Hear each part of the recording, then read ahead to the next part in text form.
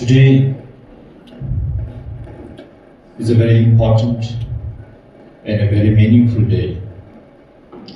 As most of us, we do gather and attend many different kinds of events. But then I think most of the events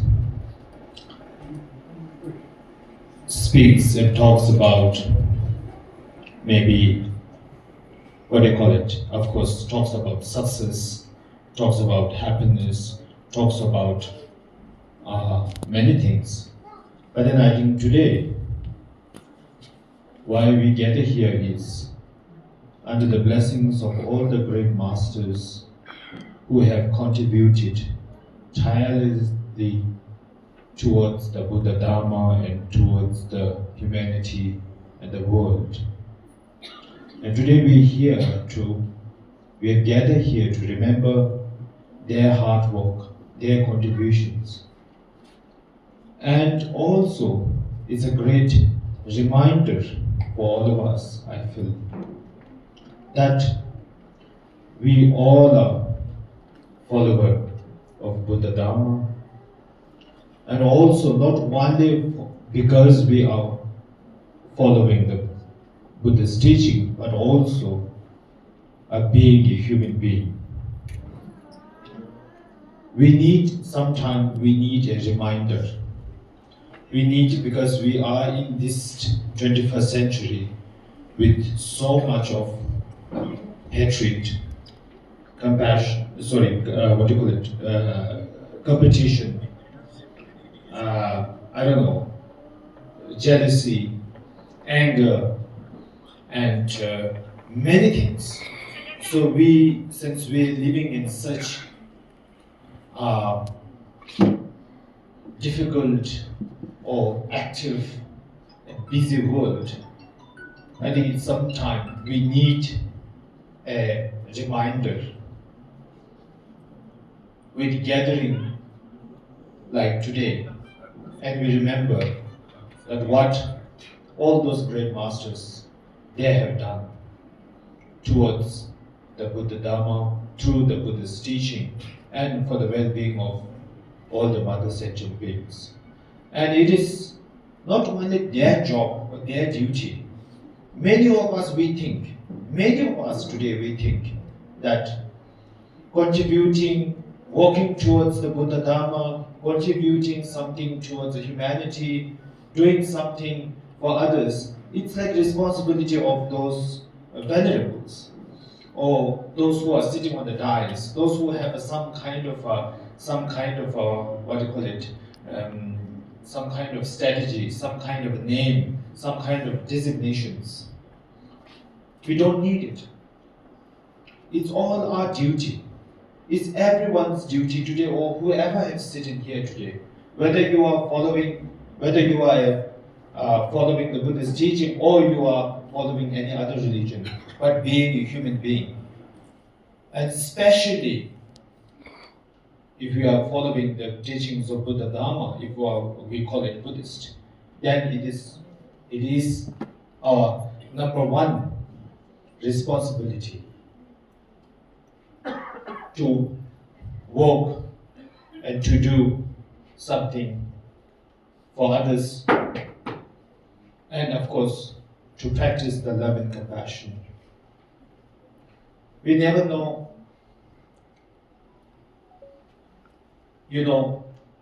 Buddhas and Bodhisattvas can come in different form. It doesn't have to be always yellow and red. It can find in any other colors, any form. We never know. Many of you are today. You are here. You are looking simple as a male or as a female, as a normal people. You are not sitting on the dais. So you must be thinking, I'm nobody. I'm just sitting in the last row and I'm nothing and I'm nobody. It's not like this. We all have to respect yourself, feel yourself, encourage yourself. First of all, as a human being, we have so much of capability. We are we are considered as a very smart and very intelligent. So we must try to use this our intelligence and our smartness to make this world a better. But in order to do that, you have to make yourself a better. You have to respect yourself. You have to teach yourself. Then slowly you should try to reach more. Try to reach your wife, your husband, your child, and the society and community, and to the world. This is our responsibility. This is our duty. Many of us, we say, I'm Buddhist, I'm Buddhist, I'm Buddhist, I'm Buddhist. So what? If you're Buddhist, so what? That doesn't represent that you are Buddhist. If you are really a follower of Buddha Dharma, if you really want to do something, it doesn't have to be on dyes, or you don't have to wear yellow or red. Everybody must take a responsibility, and we all must come together and make a change, and change yourself and bring a change to the society and to the world. So today, I want to thank from depth of my heart to my friend Bibu Sangasina, who have been working tirelessly. Though he's an example here. He has no such story that he's born with this. The moment he's born, there's no rainbow, I think. There's no rainfall. That's what we used to say, right? I think many of the Buddhas and Buddha Sattva's, they are born, when they are born, there were many auspicious signs and that. We have lots of things to say. But I think I never heard whether there was a rainbow or not, whether he was born. Maybe they must have, I don't know.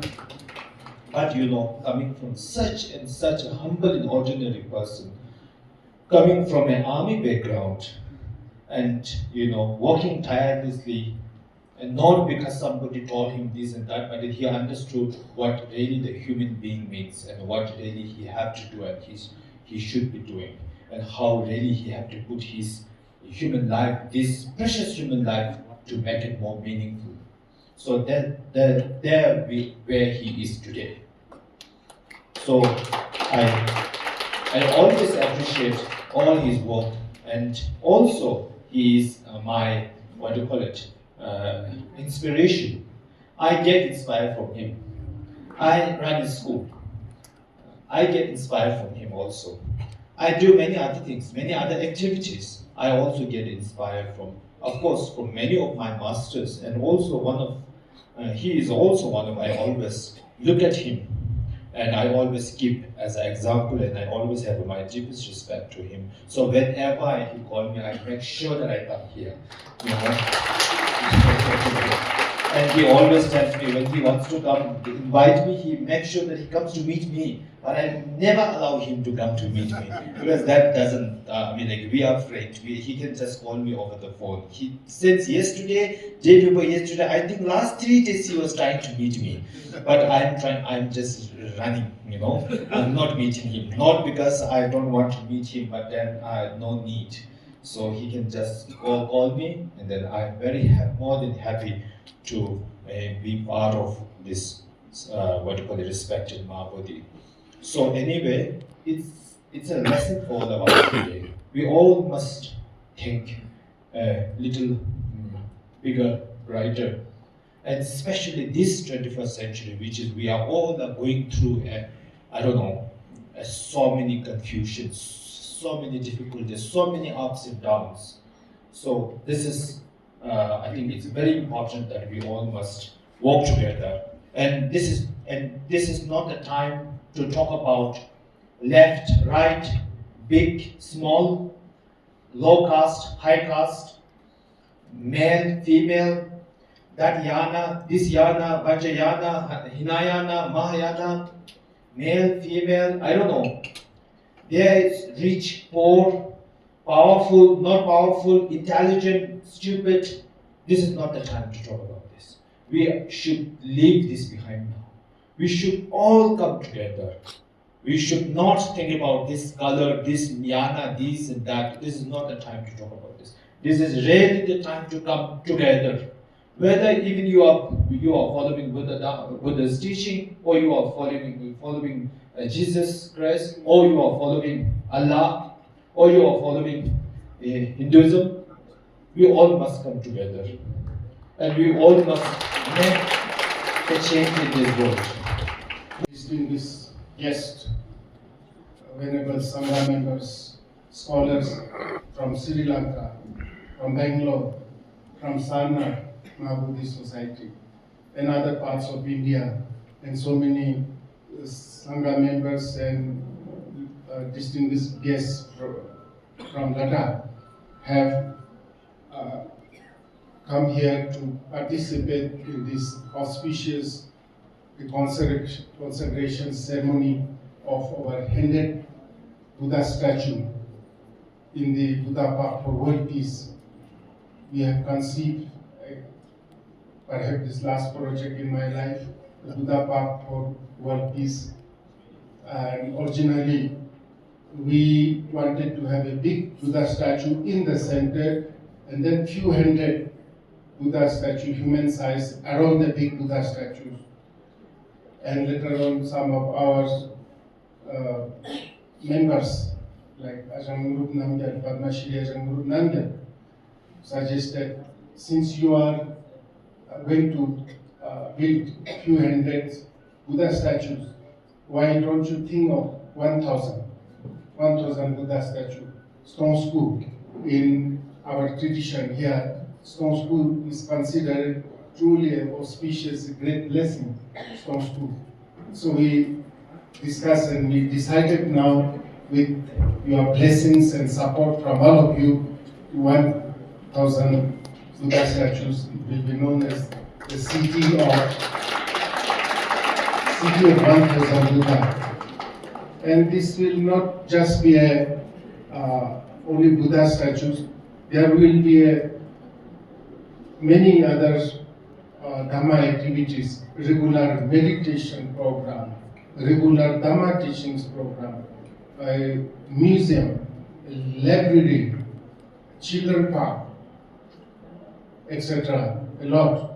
So all those who come to Buddha Park will not be allowed to go back just after taking few photographs with these beautiful Buddha statues. All of them will have a glimpse of Buddhism or the teachings of Buddha, a short meditation, short teachings, and yoga and so on. So it looks like, with the blessings of most venerable Rinpoches, venerable Sangha members, devotees, and others, this Buddha Park for World Peace is likely to become the number one spiritual tourist place, number one spiritual tourist attraction.